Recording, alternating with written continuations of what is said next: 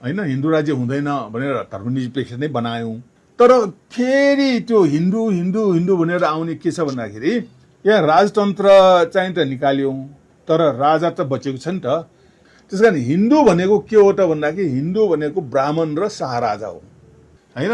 81% हिन्दू भनेर जुन तथ्याङ्क निकाल्यो त्यो त हातले जसलाई पनि लेखिदिने कुरा हो, हामीले आफूले भने। त्यस कारण जाति तथ्याङ्कबाट चेक गर्नुहोस्। अब हामी जनजाति महासङ्घले चाहिँ हामी हिन्दू होइनौँ भनिसकेपछि तिनीहरू हिन्दू होइन, 70% हिन्दू नै होइन। हिन्दू भनेकै बाहुन हो, के ब्राह्मण हो।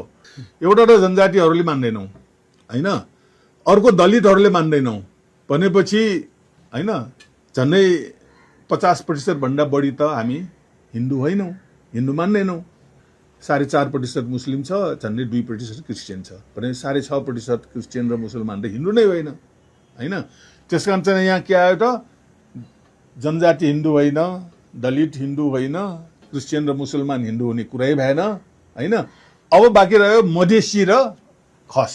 हामी खस भनेको हामी हिन्दू, हामी क्षेत्री होइनौँ, हामी खस हौँ, होइन। हाम्रो पहिचान चाहिँ खस हो, हामी क्षेत्री होइनौँ।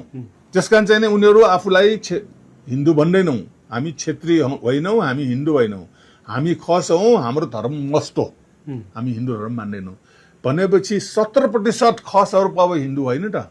त्यस कारण चाहिँ त्यो 70% पनि नभएपछि अब बाँकी रह्यो तराईको चाहिँ नि मधेसीहरू। 14% मधेसी छ।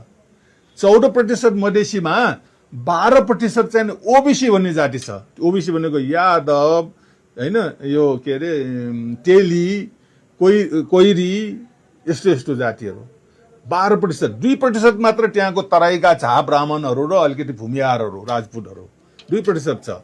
र अब 2% जति तराईको बाहुन र ऊहरू मात्र अब आफूलाई हिन्दू भन्नेहरू बाँकी रह्यो। त्यस कारण 14-15% भन्दा बढी हिन्दू छैन। त्यस कारण यहाँ 85% त के छ भन्दाखेरि तपाईँको हिन्दू होइन,